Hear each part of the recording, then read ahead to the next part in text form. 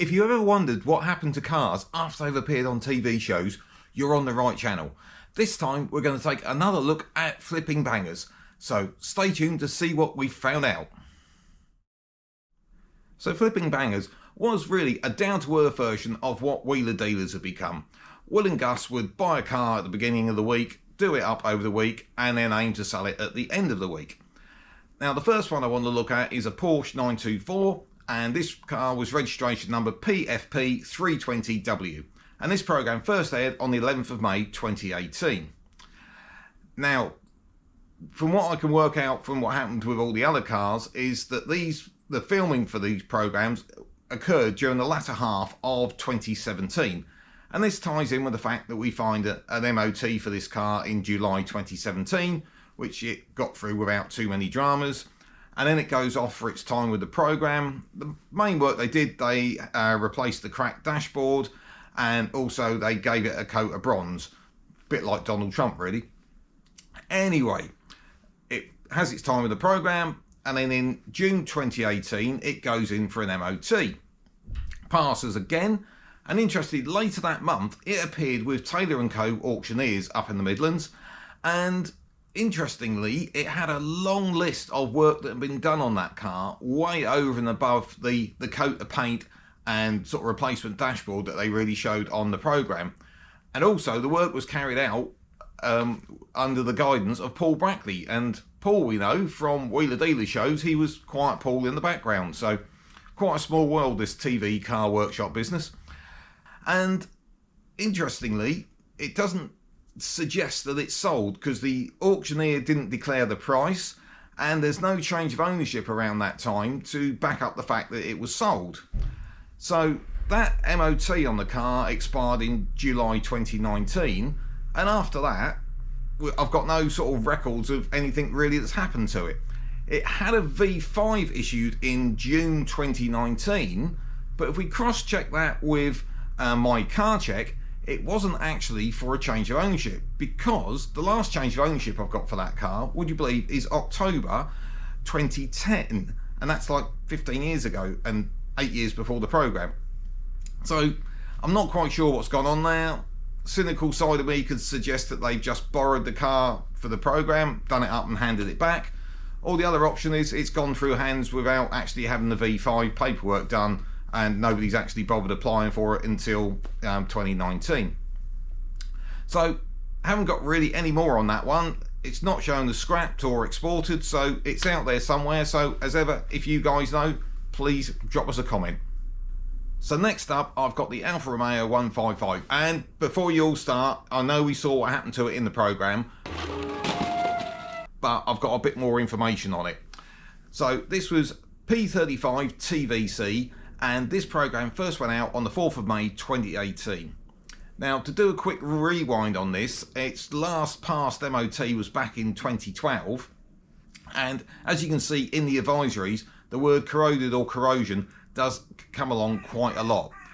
And then Will and Gus pulled this car out of a barn after about, what, 5 years, and not unsurprisingly they discovered it had rotted.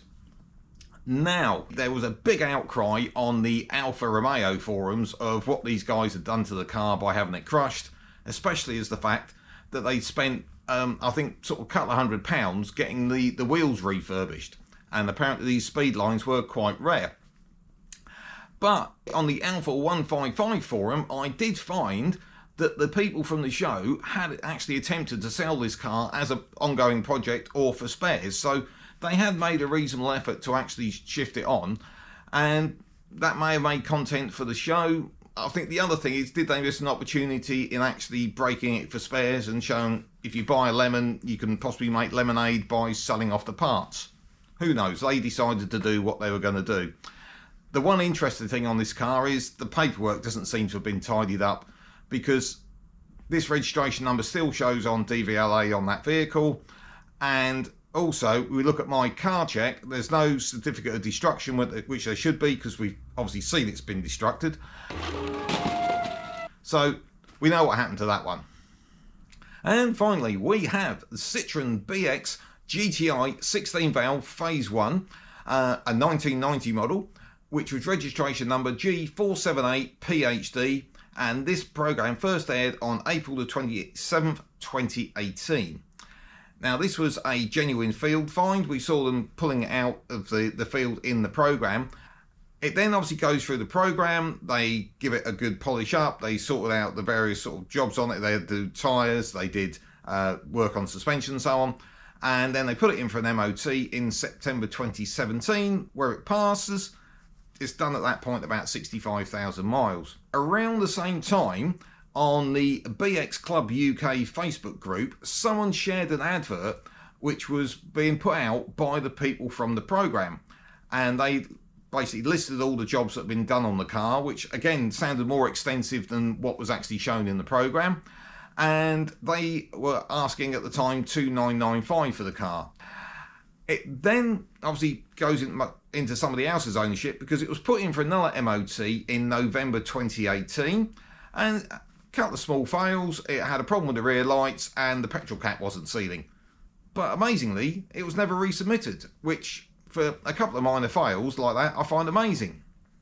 So it then goes a little bit quiet, and it reappears again on the BX Club UK page, where the chap called Ray Harrington posts that he's, by the sound of it, taken this car out of storage and brought it home to do some work on it. Paint looks fairly faded, but he says it still drives quite well. Now, he obviously got the polish out because a little while later he was posting pictures of it ready for sale, and it had a nice gleam to it. Red, as we know, is always a problem when it comes to holding its colour. Just before video release, I managed to contact Ray. He told me his boss had bought the BX from the show's producers via eBay. As it was sat in the boss's yard doing nothing, he gifted it to Ray, who eventually sold it on. Apparently, Ray's son was a big fan of the car and he regrets selling it. Now, I would rarely use the words Citroen BX and YouTube superstar all in the same sentence, but that's what happened to this car. And how it all started was with the Up and Down channel with Rich from there. He tells a story of how he was contacted by a chap called Jack Giacomo Pegoraro. I hope I got that right, Jack. Because he was interested in buying a Citroen BX GTI. And they ended up speaking on the phone, and Rich from Up and Down suddenly realised this Jack was the Jack from number 27 YouTube channel. Rich is a Citroen specialist. In fact, he does own a Citroen SM, which he does occasionally mention. And he didn't have anything suitable for sale at the time, so he put him in touch with Ray. And Jack ended up buying that car in September 2021 and dropped a post on the BX Club to show that he had. He got really stuck into this car because he did a total of 8 videos on it, showing him basically from purchase through recommissioning it to submitting it in for an MOT, which he did in October 21, had a little fail and then was represented. And along the way, he had decided to give it a nickname, and that was Tomato, I guess because it's big and red. And then in December 2021, he actually posted that he'd sold it, and he'd sold it to another YouTuber, and this was JM on Cars, and they did a video sort of effectively of the handover. And JM said he was sort of, plans were to, progress it a bit more than what Jack had done. Jack had obviously turned it over quite quickly for content for his channel, and JM was going to basically get it up and to a sort of better condition, do a bit more on it mechanically, and go from there. Now, this goes full circle because the car ended back with Rich from Up and Down, the Citroen specialist.